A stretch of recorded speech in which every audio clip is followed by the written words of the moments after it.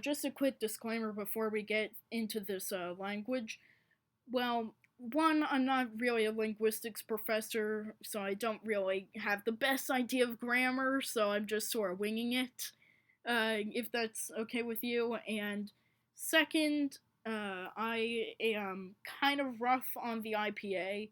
Yeah, I did end up kind of mispronouncing and misusing the uvular fricatives, thinking they were more trill like. But they are meant to be trill like, but there isn't really too much good notation that I can remember. Um, and third, my audio quality is terrible because I'm recording on like the laptop microphone. So just bear with me here, okay? You'll get through. You'll be fine. So anyway, I have a submission for the third Cursed Conlang Circus. It is entitled qhk'hmcDGn, also known as the language of bad. You can use this if you want to just casually talk about it. So it boasts a heavy phonology, a lot of sounds, and the pulmonic consonants are p, b, t, d, k, g, k, m, n, n, pr, r, f, v, thus, z, sh, zh, h, l, r, yeah. And it also has some non-pulmonic consonants. And here's the romanization. Feel free to pause and just look at this to absorb the sort of stuff. Okay, and also this little thing right here is a 5-minute long nasal, and it is terrible because you have to just go like for like 5 minutes straight, and you'll probably pass out due to oxygen deprivation. So sorry. Also, you may notice that the romanization involves capital letters. Yeah, you don't capitalize anything for grammatical reasons, you do it for phonological reasons. So you get something that just looks like Klingon on steroids, and it is painful to look at it. The entire thing looks like a keyboard smash. Here's the other bits of romanization right here. Okay, you can continue looking at that. So now we have our general grammar. The word order is SOV, or subject, object, verb. Adjectives come after nouns, and the language is agglutinative.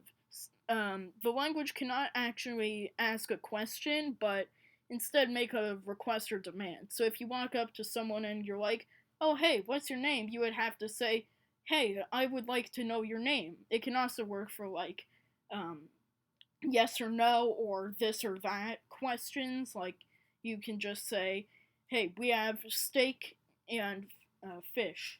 Pick one. Like no questioning. You cannot be rough with the amounts, but exact with them. So if you were to say, oh, 10 people were about 10 people were at the party, you would just say, oh, 10 people were at the party. This language breaks everything down to its core meanings, so it's kind of like Tokipona, but agglutinative and pain. Lastly, everything is adjectivized.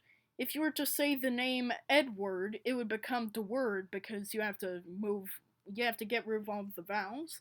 And we don't have a W, so we turn it into a V, so we get the word.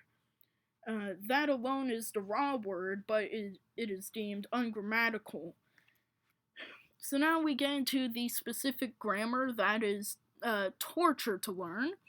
But we can use an example just to guide ourselves through this. So the raw form of the word I in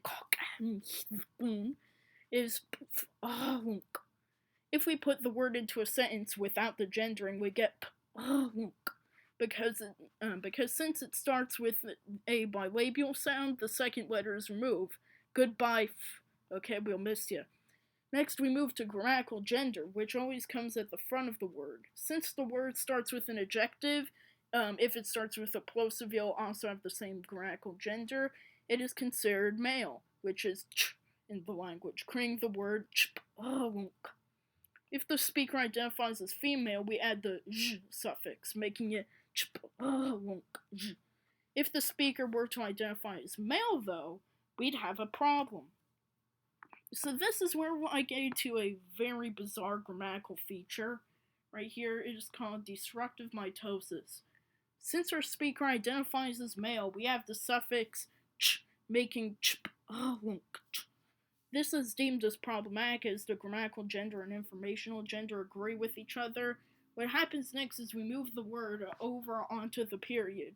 This would make the word look like this, unholy monstrosity right here. So we just uproot the entire word and slam it right on the period.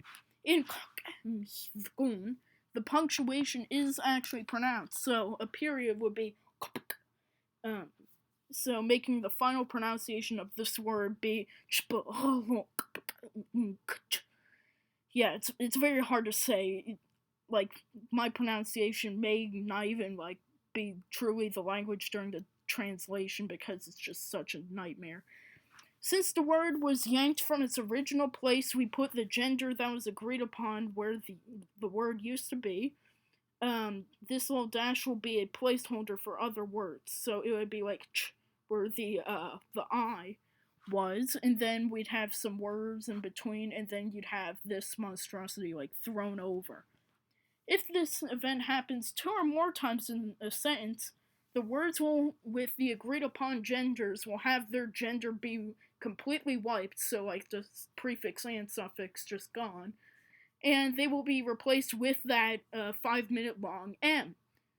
So yeah, basically if you don't choose your words very carefully, you will basically die.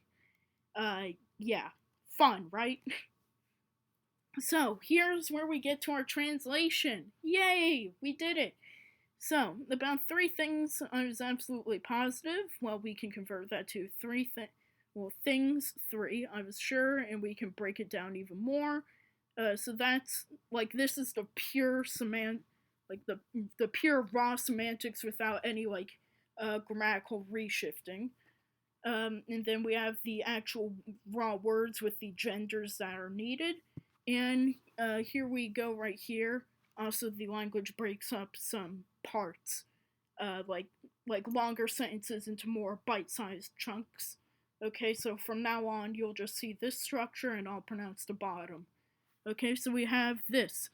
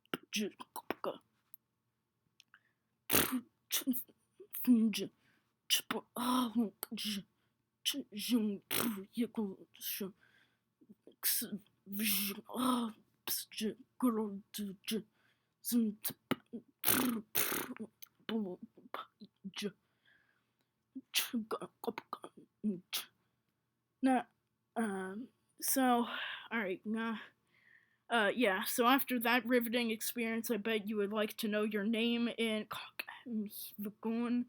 Now, just before I get into that, like, sorry about the stuttering. I am by far not a native, and a native speaker of this unholy language would be speaking at a very fast pace, which would be very hard to follow, so sorry about my stuttering. Also sorry about this little warning right there. Don't worry about it.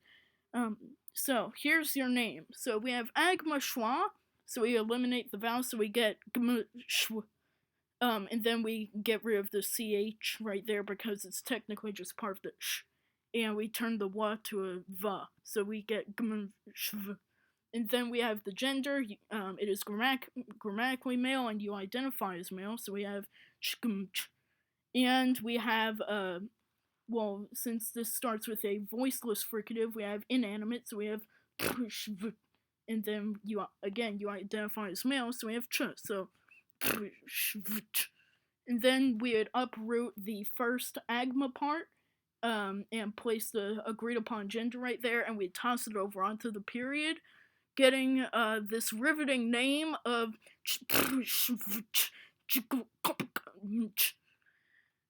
I hope you enjoyed it, Agma Schwa. This is very hard to do.